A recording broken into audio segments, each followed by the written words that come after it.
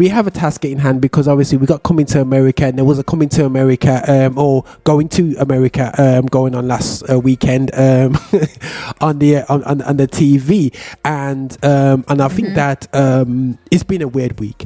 It's been a week where if guns were allowed in this country, I'm sure they would have been dropping 2 civil wars, would have dropped already this week already. Honestly. And I just thought I couldn't end this edge today without having a conversation about this. And we're going to go over time by purpose in this edge. I spoke to the boss lady and I said, listen, I need to touch base with Lady T, and I need to touch base with Music Geek about the dub plate dramas that we've had this week. And it's been, you know what I'm saying? We've had drama after drama after drama, and I called it, guys. I told everyone, I said, listen, if you don't deal with this thing and sweep it under the carpet continually, it will always rear its dirty head every 2 seconds.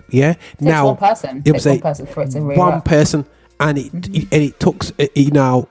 I watched something happen on the weekend called Meghan and Harry had a conversation with the superstar of all superstar hostess, you know what I'm saying? I'm trying to work out can you say Whoopi or Oprah Winfrey? Oprah Winfrey, yeah. Right? You know what I'm saying? And you know what I'm saying? She's in that, she's doing it still, but way I watched it and it was just like absolutely, oh my gosh! But it kicked off so many things.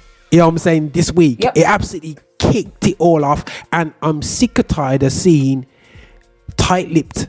I have to be real, tight-lipped Christians that don't want to really talk this thing through, because the reality show is that the Queen is the head.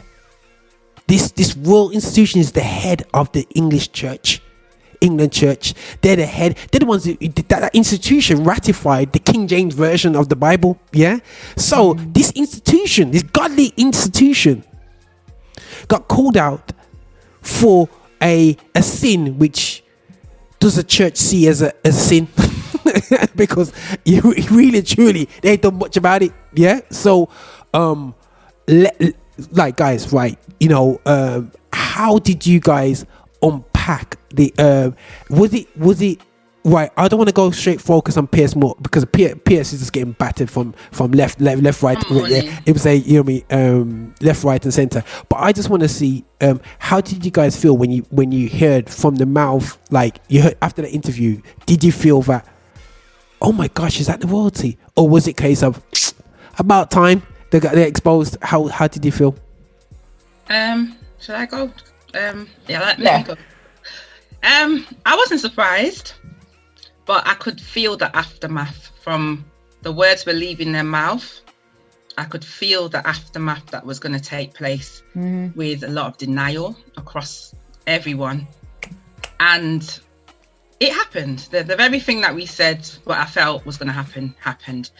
And what I felt was the focus was on Meghan, although the significant information that was shared came from Harry, although Meghan herself brought it up. However, what people need to understand is Meghan wasn't there, and Harry told Meghan of something that his family member had said, and that seemed to have gone over everybody's head, and everyone saying she wants this and she wants to get the Queen and she's disrespectful and Prince Philip is on his deathbed and la la la tra la la, and everyone is, and it's annoying because I'm trying not to react and I'm seeing things all over the internet, and the true people are coming back out. The ones that hid away after 6 months of BLM, they've all come back out now, and they're saying, see, she's trying to ruin the monarchy. And I'm thinking, did I watch the same thing?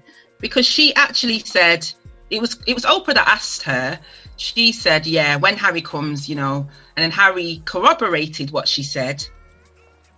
And he is part of, he's the Queen's grandson. So where's the lie? I don't understand. Also before you come in, Lady T, oh boy, they were talking about, we can go into Piers, but they were saying, oh, we need context. And I'm saying, she said they were concerned about the color of his skin. What I don't understand what context you're looking, because when somebody's concerned about something, there's a problem. Is there not? You know. There's a problem. So everybody that's like, yes, but it depends. No, I'm not concerned about something unless I've got an issue with it. Yeah. If I'm saying, I wonder what this child's going to look like, if he's going to look more like Meghan or more like Harry, you know, people have those conversations. This was very specific to the shade of this child's skin. Yeah. So everyone that's pushing their head in the sand at the moment, saying, oh, you know, she's just trying to make money. I don't understand how that is. They weren't paid. They weren't even paid. They didn't take any money for it. And what is also interesting, I didn't want to keep mentioning Piers, but he's going to come up. What's also interesting is that the thing that's kicked off is mostly about what she said about her mental health. That is the main, there's two issues here. There's mental health and there's racism. And the main thing that everybody's up in arms is about her mental health. Had this not been about mental health, it wouldn't have, I don't think Piers would have got kicked off the show. I don't think people would have been writing in. I think there's a lot of people that were upset about obviously Piers's reaction to that, but the racism just gone over everybody's head, and it's just the same thing, you know, that we as Black people deal with every day. So I'm not surprised, Roger. I'm not surprised at all. We're living in England, and yes, over to you, lady. Okay, go for it, T. Over to you. Oh gosh, where do I even begin? I actually stayed up late to watch it, so as it was being aired in the US. Yeah, I did, because I was like, no, I need to see this for myself. So I managed to watch it, and like everybody else, I was just sat there like, all right, I'm not surprised. I'm not surprised. I am not surprised whatsoever. And this is the thing. One of the things that gets me the most with this whole Black racism thing is the fact that people are the press labeling her as Black. Let's be honest. Let's be clear straight away. She's not Black. She's mixed. Let's just get that clear first. She's mixed. She's half Black, half white. But yet they have classed her as a Black woman, and then, you know, she's carrying this thing on top of her head that she doesn't need to carry. Like, you know, she's all of a sudden the spokeswoman for Black people. She's not. She's like, they don't realize that she's like I said, she's half Black and half white, and they're playing on her Blackness. The Black part of her heritage is what they're really targeting, which they don't need to be. And they're dismissing the fact that, look, you do realize she's like half of you as well. You do realize she's half white as well. So what you're doing, like, why do you need to do what you're doing? And right at the beginning, since these two announced that they were together, not even engaged, yeah, the press came after her. And the palace, did the palace, okay, did they support? Did they say, please don't, you know, do whatever they need? They did not. Who did it come from? Harry. 3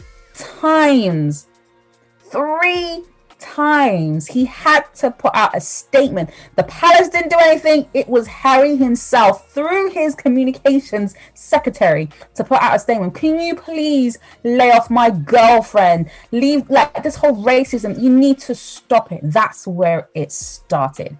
And for everybody complaining, you know, why they wanted to live a private life, a quiet life. Yes, they did. A seemingly private life, because they're entitled to it. We are all entitled to a private life. But then when you now have papers writing something about you constantly, barraging you on your race and who you are as a woman, and, you know, taking out different stories out of context completely, whether you're rich or not, you are going to want to say your piece and tell them, you want to know the truth? This is my truth. And it really irked me so much, where people are like, well, she's privileged, well, she's got the money, blah, blah, blah, blah. So it doesn't, no. Put that aside. Money or not. Listen, you are, what's the word? You are, it doesn't matter who you are. Like, this press are no respect of whether you're rich or not. At the end of the day, a woman's life is on display.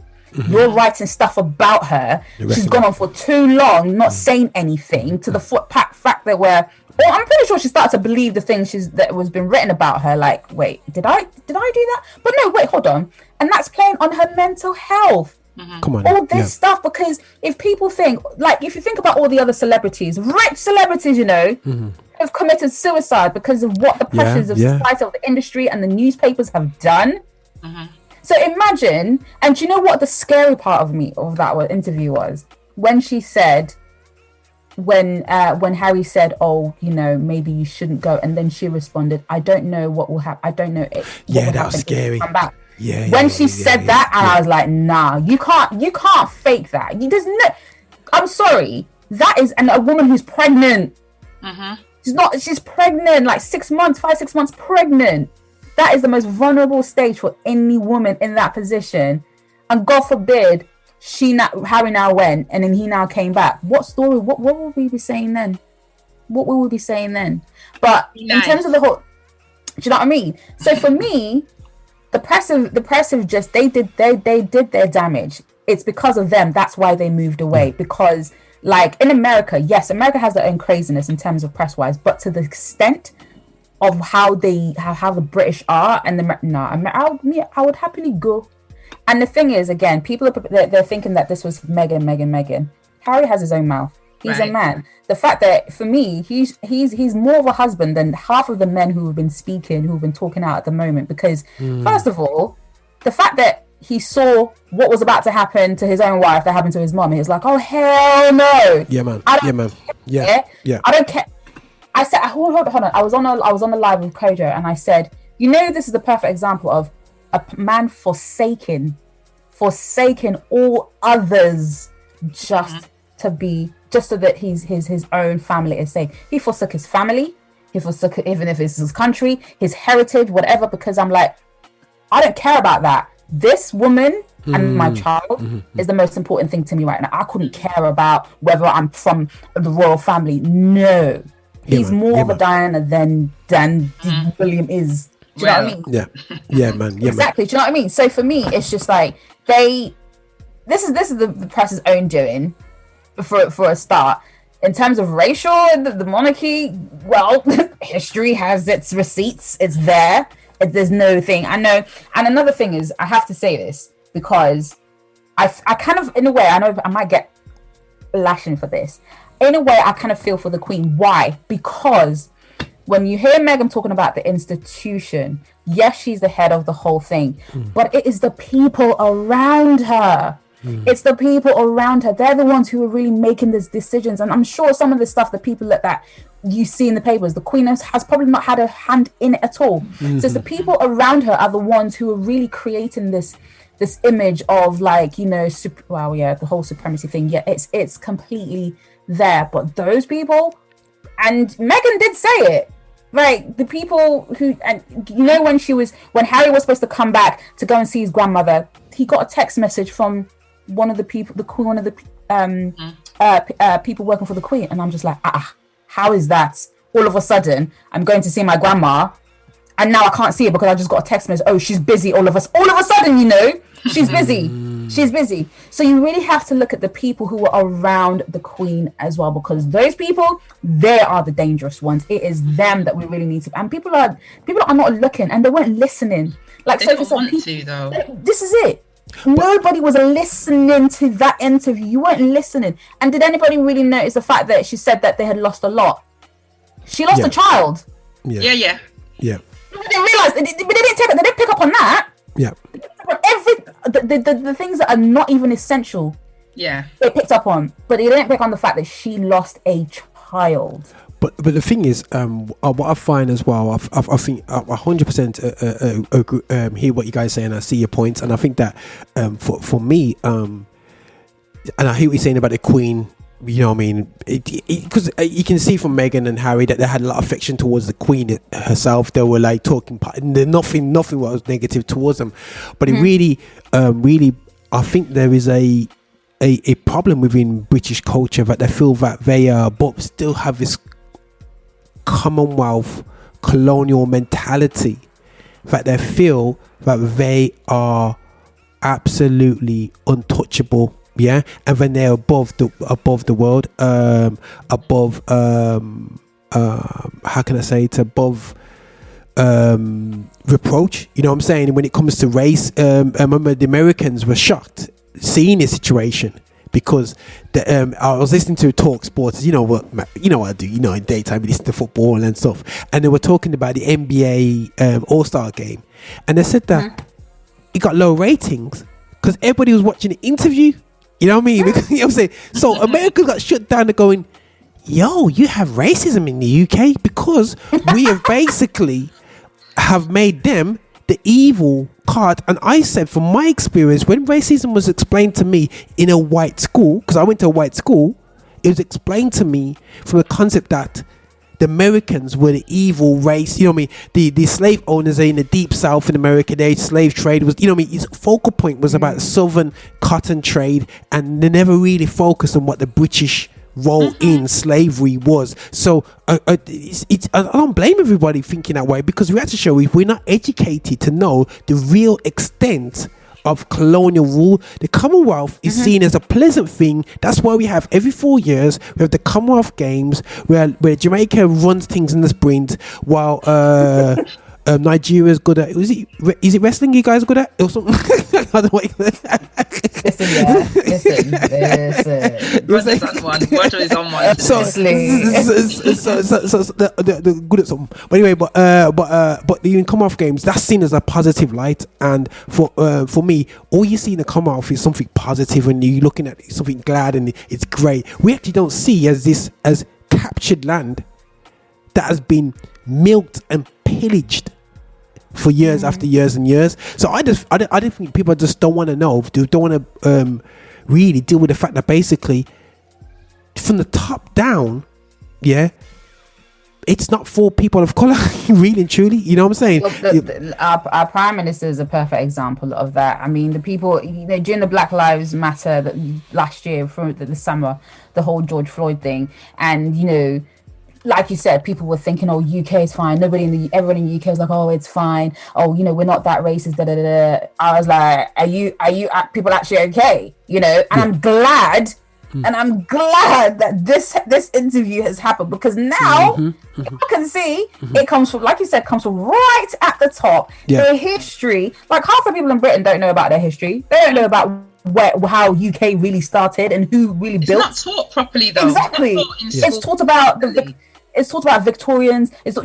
Learn about Vikings. Learn about no. Let's look at the real deep history. Deep history of the UK on how it went to other countries and took what was not theirs and claimed it as theirs. You can look in the museums now. In the museums, what's it rich in? It's rich in African history right about now. Stolen African history. Receipts. The receipts are there. So for anybody who's British to think UK is not racist, man, I don't know what is over your eyes. If they admit this, then they're culpable. So they're not going to admit this. No. So it just generates more conversation, because you'll see, as I said, we're not taught this unless you inquire. I mean, my school was quite good in the fact that we had extra lessons. So not statutory in the school, but we had a teacher that actually went out of her way to teach us the Black history and the history of, That's good. The history. But I don't know what school's like now, but I'm not hearing of the true history being shared in school. So if that's not done from when we're growing up, then they're not going to feel that way when they're older about what exactly has happened. So they hold these thoughts that there's subordinates and we're beneath them. And that's it. And the sad thing about it, we've seen this week, I don't want to go into too many specifics, that this has seeped into Christianity. No, this isn't Christianity. And the monarchy is, guys, we sing the song God Save Our Gracious Queen, and I see Sophie look like she sings that every day when she wakes up. She opens the window and God. So, but the thing is, growing up, we had to sing that, before assemblies and different things like that and whatsoever. And I'm afraid that she's the head of the church in England. She is seen as a positive figure light in within Christianity, and whether we like it or not, they don't treat her like Jesus, but she's seen as something positive. And her establishment, you know what I mean, getting the brown and natives a bit ruffled is something which they don't want us to focus on. They don't want us to touch, and this is the problem. We're avoiding the issue of mistreatment of black people. You know what I'm saying? And we don't want to talk about it. That's the scary thing about it. This is what gets me right now, because we are there spending more time pointing out everybody, and when I say we're talking from a British community, we spent time breaking down. You saw the reports about from America. You see the detailed thing that says, they want to demilitarize it, or whatever, get the police out. They know everything to do with America, yeah. But when it came right in the door, they did everything to distance themselves away from. How dare you use the race card? And I don't want to go into what's her name with the purple hair. What's her name? She was a chat. Osborne. Yeah. And you know what I mean, and the whole, you know what I mean, and blood pressure. It's just things coming across, but again, there's some things that are coming up, and as black women, you know, it's been raised to me about the I won't say the great aggressive nature of black women. For me, we saw a lady, Shola, who really. Boy, she stuck to you know what I'm saying, she went in on PS, but there's another flip side of that, which is great, and all the black people go, yeah, beat him up, yes, do him over, but there's a negative side, which it makes black women like yourselves look like, boy, brethren, you really want to have a black woman because she looks kind of loud, you know what I'm saying. So as black women, as black women, how do you feel about that? You know, the focus should be about, you know what I'm saying, race, prejudice against us. Now it's falling into, they're always spinning into against ourselves, you know what I mean? But how do you guys feel? Do you think it's something that Shola, you could have calmed down, or surely you could have presented you better, or you don't? No. Okay, cool. No. Okay, go for it. I think personally, we've always had that anyway. I think, you know, in my line of work and you know, when things are going on, I've learned to dumb down a lot when, you know, and as this whole Black Lives Matter movement and everything sort of unveiled last year, and I had to check myself because it's conditioning that you ultimately will just, you know, something will be going on and you learn to just hold your corner. You learn to hold your corner. The young'uns now, however, they're not about that life. So they will say it with their whole chest. Yeah. But I think Shola is just an example of what they think of black people anyway, black women anyway. So she may as well talk her talk, because, you know, if she shuts her mouth or not, she's an aggressive black woman. Oh, wow. So, okay. Yeah, okay. So I was very much, she's always, I mean, when I've seen her anyway, you know, present and say things, she's always been very, like, you know, convicted in what she says. So I'm not surprised. And she's tackled Pierce before, but this time she went in. But I just think people, the little microaggressions anyway, that as a black woman you face and you grow up with, there's always that black aggressive woman. If you speak up, you know, you're loud, or you're abrasive. Yeah, man. Point out the same thing as someone else, you know, but as someone my age or my generation, I would say, has learned to kind of know your place in certain scenarios to avoid drama. Okay, but cool. Now I think things are changing a little bit. Yeah, I did. I definitely think so. And for me, what Dr. Shola did was spot on. And like you said, when she goes on TV, you brought her on to talk about something. And the thing is, this woman, not only is she passionate, but this woman has receipts upon receipts upon receipts upon receipts. Like, You can't. There's nothing you can throw at this woman where she will fumble. No, because she's done her research. She knows. She's very well versed in the British history and every single thing about it and what has happened and what they continue to do and about racism, because she sees it. And when she went on, Good Morning Britain and what she did, I thought, you know what? I was lying in bed and I was like, yes, come on. But like Sophie said, people are going to say she's an angry black woman. She's not angry, because when you go on a show like Good Morning Britain, you have Piers Morgan, and when you look at the history of when you have a black man or woman on the show, and they're trying to get their point across. Guess what Piers Morgan is doing? He is not only is he shouting at them, he's screaming. He's not. He like that person can't even. He does not listen. Okay. Nobody can get a word in, and then you're there like, okay, so if I don't speak, they're gonna think I'm compliant or I don't have anything to say. Why did I come on? If I speak, I'm gonna be labeled as this. So it's like you're damned if you do, you're damned if you don't. And so if you're black and you go on there, then it's just like you're going to be seen as this negative person, but it's like, it's not. It's because Piers Morgan does not know how to conduct interviews. I'm sorry. Like, they've given him this room, they've given him this space to be like absolutely like an absolute tyrant, an antagonizer. He's everything negative. That's not how you conduct interviews. You can get so much out of someone asking 2 or 3 questions, hard-hitting questions, boom, and they will. If they answer, great. If they don't, then you make your own decisions. But for you to now go at someone and push and attack, eventually they're going to retaliate. They're going to retaliate. And Shola was like, "You, this guy. First of all, you're a very stupid man. Secondly, I'm not going to allow you to make me look foolish on TV. 3, and I'm going to give it to you."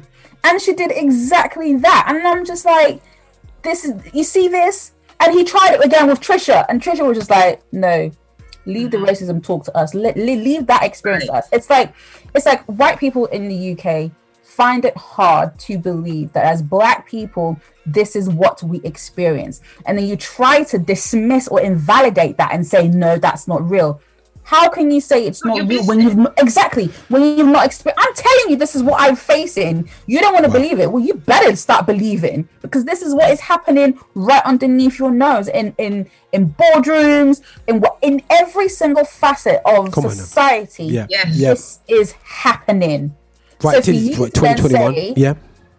So for him to now say on TV that it's like, like what her experience is not valid, and for any other white person to say it's a lie, I'm just like, you know what? You only need to walk a day in our shoe for you to see. And look at Harry. He even reckoned. Again, did people not hear what Harry said? Yeah. It took me a few occasions, however many days, I think he said like 8 days, to realize, oh my God, this is what this girl faces as a woman of color. Because of her being black, people only saw the interview as her interview, and it wasn't. It was two people, and that's the annoyance. They were both there answering questions, but they've left with feeling Meghan's done this, Meghan's done that. She hasn't done this. She's trying to ruin everything. And Harry sat right next to her, corroborating everything that she said. And that was and do you know what? And that was the sweetest part of it. The fact that Meghan was saying things. He was saying, yes. This is exactly it. And he was giving, and I'm just like, people ain't listening. They just want to focus on her because she was the one that came in. She's trying to ruin the monarchy, blah, blah, blah. The monarchy was already ruined since day. You just mess with the wrong person and she be calling you out on it. Standard. And that's the thing. When whatever organization, wherever you are in society, you do something to someone for so long, you do it to the wrong person, game over. And that's just exactly what's happened. Meghan is just showing y'all, you in the UK, this is who you are. And I think that, guys, and this is where I've said on the shows, I said in my my lift shows, everyone goes, yo, why'd you be? I'm like this, guys.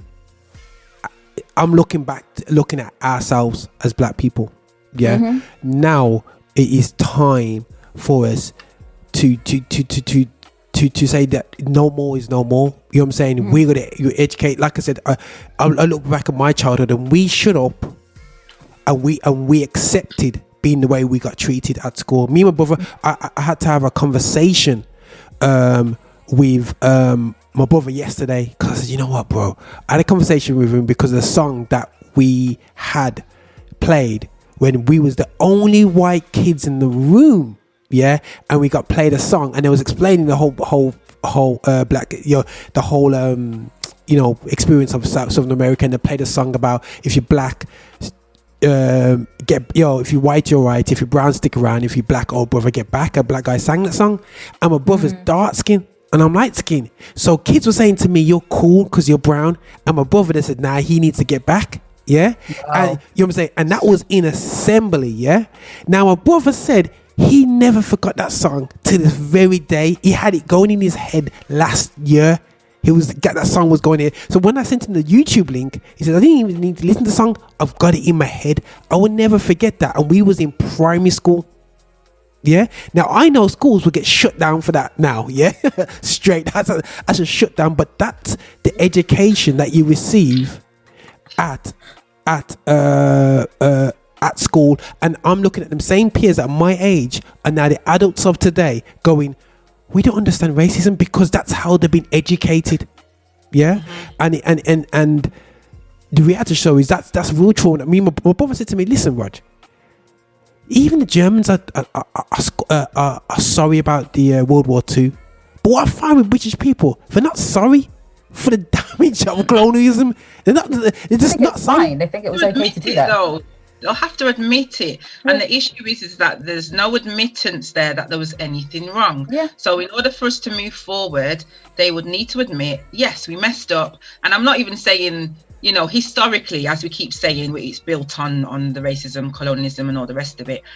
The people there now could say, you know what, I'm just realizing this, and put some things in place, but they're not willing to admit that there's any wrongdoing. So I don't think we're going to get any further unless they actually accept that in the beginning. Mm-hmm. And also we ourselves, the biggest problem as well, we ourselves don't see, we've got people who don't see racism. Let's be real. I've spoken to people, black people, and they're like this, Roger, what are you going on about for? Just quiet, man. Just, you know what I mean? Just. See, I don't understand that either. I personally, I don't know whether I was just raised amongst a lot of black people. I don't know.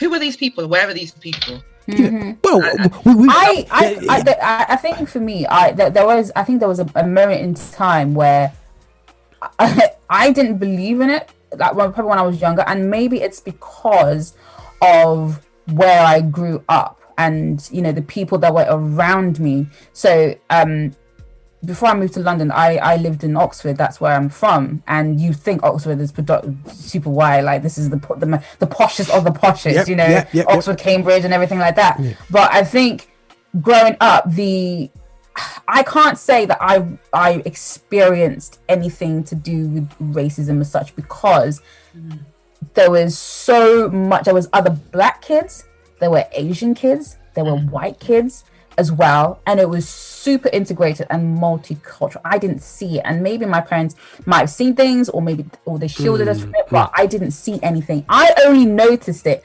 Probably have to say maybe when I was at uni. So I'm talking about when I was maybe 25, 26. That's when I really started to see racism, wow. And I'm just wow, I was living in a sheltered.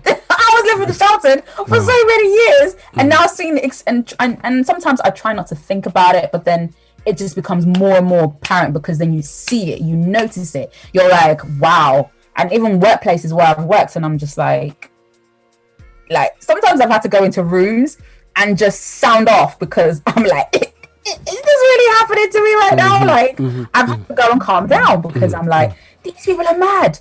They are mad. And to experience that in workplaces throughout the years, and then you look back and you're like, damn, they did that. So that's what, oh my. Listen, guys. Maybe you were protected as well. What's that? I think that maybe you were protected because. I think so. I think I can relate to some of what you're saying, because when you're a kid, you rely on the adults around you to raise you and to protect you and save you from everything.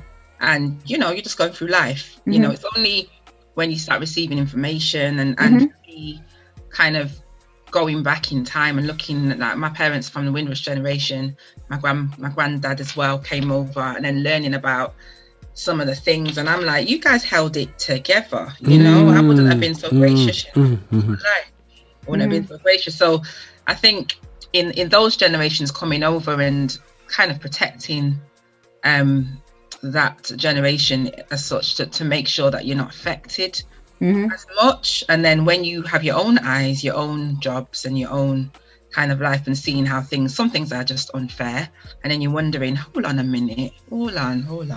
These things start coming in line, and it's repetitive. And then, like I said before, become very, this is life, innit? It's life, and amongst your community who are also going through that, everyone's feeling the same. So yeah, I hear what you're saying. I think when you become an adult, you start experiencing different things in different environments. You've got something to actually monitor it to. But as a child, unless you've actually been brought up in an area or where it's quite prominent, I don't think that would be the case. But yeah, I hear you. Well, according to my area now, so you imagine now, I grew up in an area that's probably like that, and when I look back, I thought, yo, that's some bullets. Imagine when every time the Asian corner store, every time they pull down the shutter, you see KKK on it or BMP. I saw it graffitied as a child, always continually.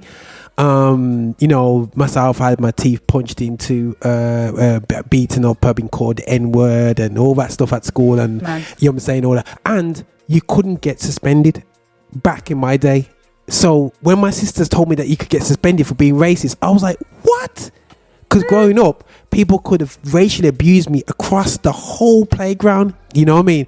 And I was like, oh. And then when I go to the workplace and I got blatant racism happening where I got held back and I was the most qualified person in the whole space, and I'm like, this ain't, but he's less qualified for me. He's less qualified than me, and I can't even get past a basic level. You know what I mean, guys? It absolutely hurts. And when I see people, and I understand what you're saying, T, about you can't see, and sometimes I have to humble myself and says, if they can't see it, they can't see it. And sometimes it really hits out at me. But the reality of the show is this: it needs to be handled, because there's a set of black people that's coming up right now, and we as Christians, we want to be available and we want to be supporting people, and we want people to come to church. If you want people coming to your church, if you're going to ignore this issue of racism and excuse the ignorance within Christendom to racism, I can't see many black people winning black people into the church. We don't recognize who we are. If I come to church, I will lose my blackness. You know what I mean? And for me, I'm seen as less black because I go to church. But I can understand that mindset, because we are said that we're all of one color, or we're all one race, or whatever they call it, man. The Jesus don't see color, and all these phrases that we used about this. But this is a real situation that, sorry guys, as Christians, I don't know how you guys feel about it. We have that. It's not going to be overnight, but there has to be an educating process. I mentioned to yourself, T, the language that we use in church to describe black people is a lack of education. So for you work within professional child services situations, listen, we have to do, myself as well, diversity courses literally every year to update. You know what I mean? It might be an online course, but we have to know that, that's what you used in 1975, and you can't use that language right now. But in churches, we have a superior mentality to feel that. And I'm saying to my white colleagues, you know what I'm saying, says we have a superior mentality to say that this is what I used to say when I was a youth. Don, a man said that on the top of the FA, he got sacked. So we got to be very careful with how we communicate to people and get educated. That's just where I'm at with it, you know what I mean? And it's a serious thing. Don't disrespect, man. That's just me. I know you guys now about you being a bit too rough. No. I totally agree. I think we're a bit backwards in coming forward. Like I said, we have to start with right back. We have to start with the grassroots and acknowledge first and foremost, and then build on that. We can't kind of keep building on something that without, stripping apart what the issues are and why the issues are there, and the history behind the issues. I mean, people say, the race card does not exist, and people need to stop saying that as well. I'm hearing like other colleagues saying, like when you want to report something within the workplace and people are saying, she's using a race card and whatnot, that can be a bit of a deterrent. But people need to build, to raise all the issues, acknowledge, and then build on that, and then we can successfully merge, because until then it's still going to be the side eye going on, and that's what's happening. It's like yeah, okay, but really no, we're equal, but really we're not. And don't think this, we're in 2021, and we're still having these conversations. It's tiring, it's jarring. I've had to hold my peace this week, literally. I might have to watch this America. Honestly, like I think I'll have to join you watching again, because when I see certain comments and I'm just like, even some friends and their attitude towards Megan in particular, I'm just like, hold on a minute, how can you have such a disdain for this woman, where first of all, like I said in the beginning, she didn't call herself black. That's you. And I had to make it clear. I said, you're the one who's calling her black, and she's not. I don't care what anybody says or whatever. She's mixed race at the end of it. She's not black. You're the one putting that whole black thing. Like, you thought she was going to be this black woman who's going to now be someone who's going to make a change, be a game changer in the royalty. We know what the royals are like. She just has to. That's all she wanted to do. I don't know these theories that are going on. She met someone, she married them, who happened to be a prince. She wants to live her best life. I don't exactly the whole, in a normal situation, too much pressure. Honestly, and the thing is, there's so much pressure, and the fact is in the public eye as well. It doesn't make any difference. And I'm just like, if you were in her position, you can't then say, I'd have to stick it. I just have to. No, you will not accept how your in-laws are treating you. You will tell your husband, guy, this is what's happening. I am upset. We need to do something about it. If you don't do something about it, well, we need to talk about our own relationship. So for you to then say, she's got money, she's privileged, she can do whatever, but that doesn't. Wow. Yeah. That you can't then say, you can't dismiss the fact that this woman, she was feeling this type of way. This is how she's been treated. They now said to her, there's concerns. Not even her. Told her husband there's concerns about her skin, and you still say that she's this, she's that. And I'm just like, sometimes I'm like, I need to review my friendship circles, because until you're in that position, when you're in that position, because the thing is, if anybody was in Meghan's position or Harry's position and they're talking, they wouldn't do this. Honestly, I'd be like, I can put all my savings on it and say you would do exactly the same thing. If the press were coming at you, slandering you, writing things that are not true every single time, and it's affecting you, you are gonna want to come out and say, no, this is wrong, this is not truth, this is what's happening. You're gonna do it. Harry is a real G. As far as I'm concerned, you know what? Find someone like Harry, because when he's come on, we're going. I leave all my things and I'm going. I don't really know what's going to happen. But your safety is my concern. And I can see a car crash happening. And I don't want the same thing to happen to you. What happened to my mum? I see it happening. Let's go.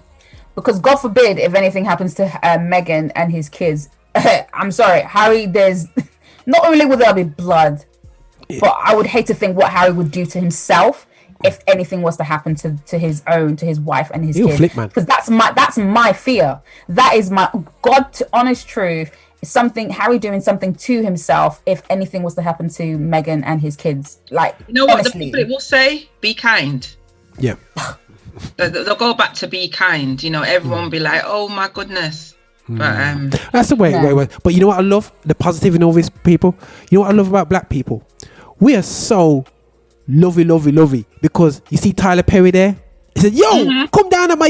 Nobody else. You know what I'm saying? They say, "It took a brother." Says, "Yo, Megs, come down, man. Listen, I got a yard. I'm gonna look after you. You're not getting that from nobody. Like, so this is what I love about. This is how loving we are as a people. You know what I mean? Wherever you are, you could be destitute, and something's about to go down. You get caught. Say, yo, bro, you good? Yo, tell you what, I got a yard." They tried to come for. I think they tried to even come for Tyler Perry, and I'm just like, you people are very stupid, because at the end of the day, these guys were told, "Oh, you're not getting this anymore. You're not having this." They had to leave. Not even had to leave. It was like there was almost like forced out. Again, people really are not listening to what happened. They didn't listen. They just, like Sophie said, they just wanted to believe whatever they wanted to believe. They didn't listen about the circumstances when they were leaving. Not interested. When they left, it's fault, so they're not interested. And it's just boy. Listen, guys. Like my pastor has said, he said it last month during relationship. He said, people listen to react, not listen to understand, and that is exactly what the public have done, especially in the UK. And for those, they've listened to respond, but they've not listened to understand, and they have completely missed so many things in that. They've missed it completely, and that's it. And to be honest, guys, this same thing, and you know what? I've seen the fruits of people, of organizations this week, and in terms of how they responded to the situation, and and I'm totally embarrassed by the lack over the past 12 months Tibetans of Christianity, full stop, in this country. And not saying there's nobody standing up, but the general vibe, I'm disappointed.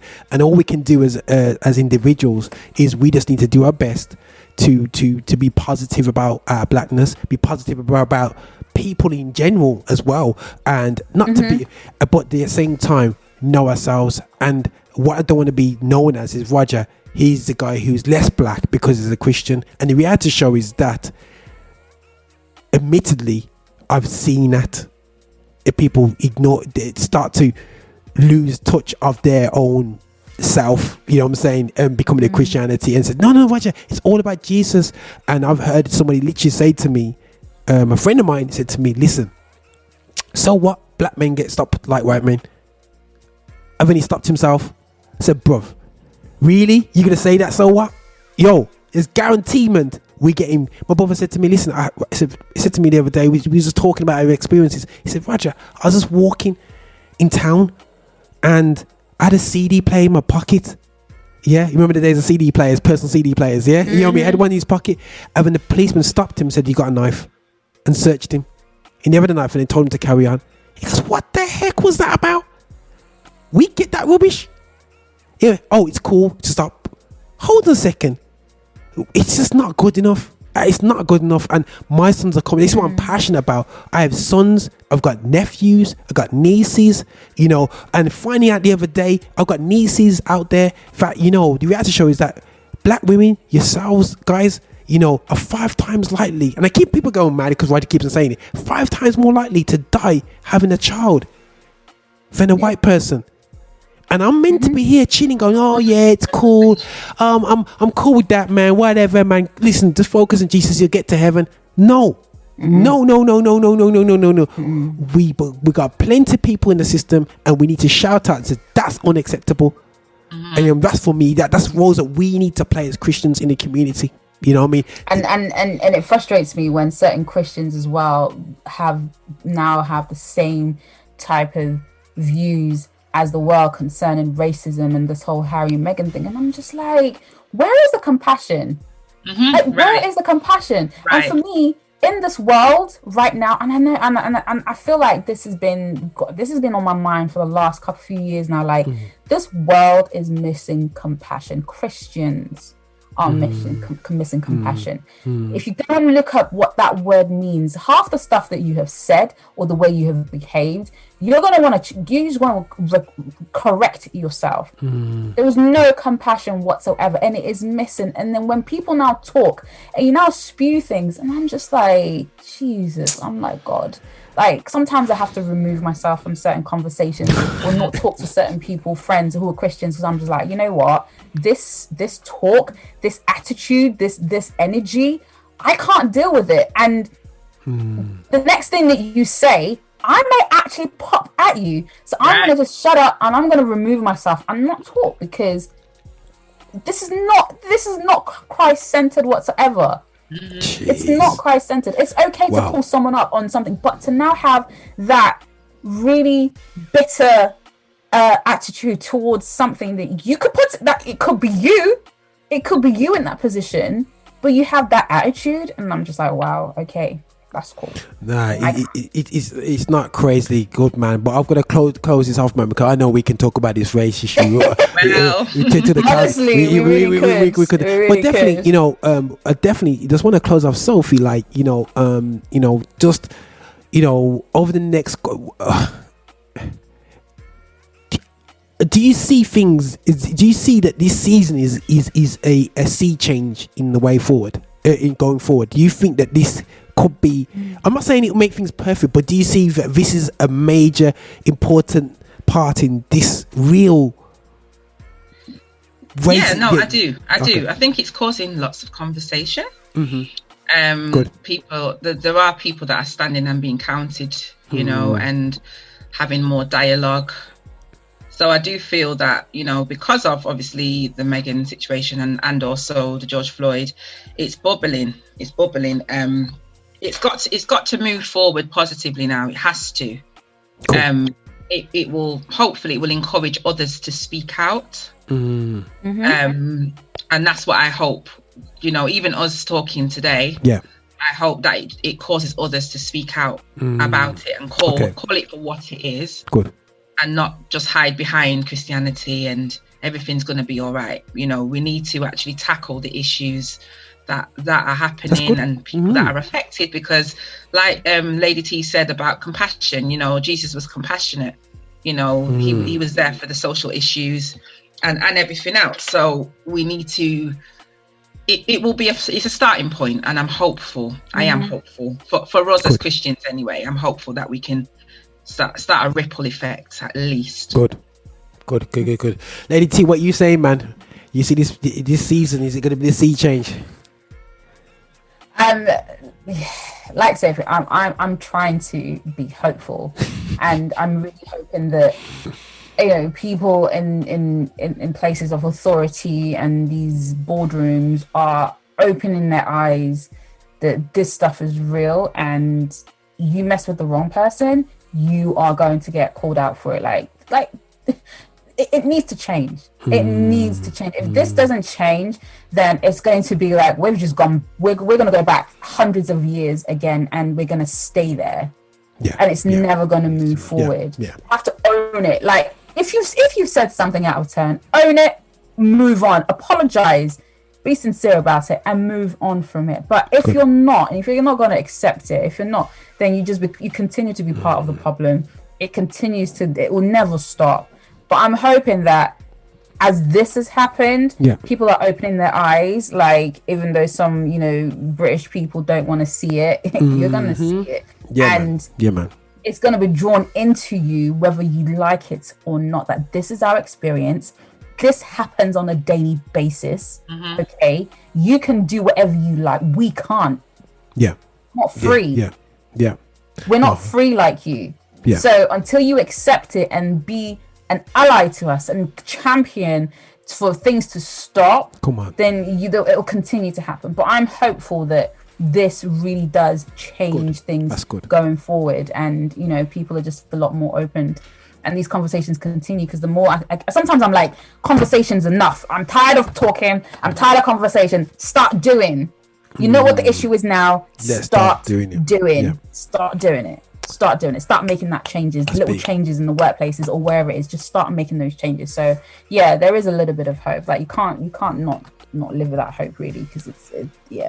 Oh man, the guys, that's crazy, man. And guys, this conversation is a tough. It's one of the conversations where, you know, as a Christian, we're looking at, okay, how strong can I make this Ribena? You know what I mean? Afterwards, they'll make it extremely strong every like week. So I'm gonna have some extremely strong Ribena after this Ed show today. You know what I mean? No, guys, I really appreciate the better time. Also, I think one more thing in terms of Christians wise, like be very careful with what you agree with. And what you are believing, because like I said, until you're in that position, like it's like when you look at Christ, look at what he did. You know, regardless, even though people did wrong, he was still able to, you know, tell them, okay, you did wrong, move, you know, correct them in love, but don't have that like that hatred and that bitterness towards someone else. You're supposed to be a Christian, like if you're a Christian, the first thing people need to see is Jesus in you. If they're not seeing you, if they're not seeing Jesus in you, if they're not seeing the compassion, if they're not going to see the love, if they're not seeing the grace, what are they seeing? They're seeing you're just like everybody else. And it's just like, but you pretend to be a Christian, but you're not living like that. So what's the deal? Do you get what I mean? So you really need to check yourself and check like how you actually think and behave towards people, because man, you become part of them. You become part of the issue as well. You become part of the problem. So yeah, we need to check ourselves. Boy, people, listen, man, guys. I appreciate the conversation today. I feel like we just, you know, we just did 1%, but anyway, there's plenty more where that came from. But no, I appreciate your time, guys, and I think this is important. The reason why I do record these conversations, I think that a lot of us in our community, we have great positive conversations that I feel that people are just not hearing what their Christian black voices. And that's what I'm passionate about with The Edge, is that yes, we like a gospel music of black origin, but also we need to know about what the black Christian and how the black Christian feels. Yeah, and too often I've heard what the so-called black leader and the white leaders have a perspective on this situation, and now I want to hear from black people who are not in that position and what we have to say. And this is why we're saying what we're saying. You know what I'm saying? And hopefully people will hear our hearts and hear that we are passionately against racism. We are passionately against institutional racism or practical or physical racism. You know, I think it's easy to deal with physical racism, but we're coming against social abuse, whether it's racism. We're coming against, you know, systems that are in place that means it's harder for black people to get certain places. We're against the systems where young men are 10 times more likely than anybody else to be locked up and put into mental institutions. Sorry, guys, that is unacceptable in 2021. Yes. Yeah. So listen, this is real talk. I have boys, and if you're able as a white Christian to sit there and be cool with my sons being carted off, yeah, sorry, you're not my brother. On the real talk, you're not my brother, because I care about your children. I want to invest into your children. I want to teach them play football. I want to teach them how to rap. Well, I don't know about rapping, but anyway, I teach them how to sing. I could do that part. I could do all that stuff. But then, when it comes to my sons, you're not bothered. I do nothing, yeah. You know what I'm saying? You know what I mean? So that's where we're at, man. But listen, guys, thanks again. I just want to hail up the shows. Take Me Back show tomorrow with Music Geek on a Sunday. You know what I'm saying? And we just have the old school vibe. And I'm doing my tenor, but slips into alto and go back into tenor. You know what I'm saying? You know, so I did that. You know what I'm saying? And we got Lady T, who's passionate about the homegrown talent, the UK. Now, guys, just putting it out there, when you send her a track, make sure she can play. Yeah, we want to have exclusives on Affinity Xtra. You know what I'm saying? She's laughing hard because UK, we want to support you. You know what I'm saying? So listen, yo, treat us with some more respect, man. We love you, man. You don't love us, man. You know what I mean? But anyway, sorry guys. I just put it out there because Lady T couldn't put it out on the show, but Roger can say it because it's Roger on the edge. So Roger, thanks. Yeah. Seriously. So you know, the truth is out, so everyone can just relax now and take it easy. Listen, guys, enough love and thanks for your time, man. This is Roger, Overtime on the Edge. Over and out, man. This is how we do it. I'm gonna play Reveal My Heart with Ruth Ellen coming up, man. You vibe, guys. Thanks again, man. Enough love.